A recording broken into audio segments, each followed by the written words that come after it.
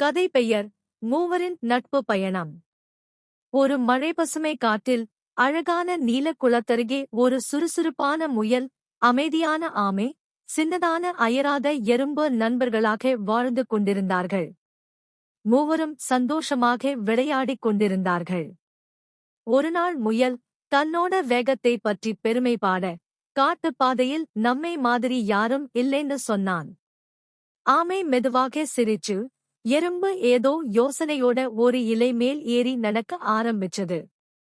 மூவரும் வேறு வேறு வேகத்துல பயணித்தார்கள். முயல் அதிவேகமாக, ஆமை அமைதியா, எறும்பு கவனமா.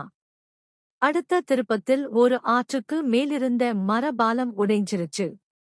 ஆறு வெள்ளமாக சத்தமிட்டு ஓடிக்கொண்டிருந்தது.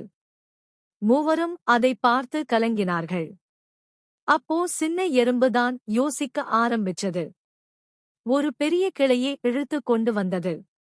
ஆமை, முயல் அதைக் கண்டு ஆச்சரியப்பட்டு நம்பிக்கையோட பார்த்தார்கள். 3 பேரும் சேர்ந்து அந்த கிளையை ஆற்றுக்கு மேல் வச்சாங்க. முயல் தன்னோட சக்தியோட தள்ளினான். ஆமை சமநிலையா பிடிச்சது. எறும்பு திசையை காட்டியது. முடிவுல ஒரு அருமையான தற்காலிக பாலம் ஆயிடுச்சு. பாலத்தை கடந்து வெற்றியோட இன்னொரு கரைக்கு வந்தவுடன் முயல் உண்மையா மன்னிப்பு கேட்டான். ஆமை, எறும்பு அன்போட அவனை பரவசமா ஏற்றுக்கொண்டாங்க. இறுதியாக 3 பேரும் கைகோர்த்து மறுபடியும் காட்டு பாதையை கடந்து அழகான சூரிய அஸ்தமனத்தில் நடக்க ஆரம்பித்தாங்க. நல்ல நட்பும் நல்ல பாடத்தையும் மனசுக்குள்ளே வைத்து. முடிவு: நட்பும் ஒற்றுமையும் அனைத்தையும் வெல்லும்.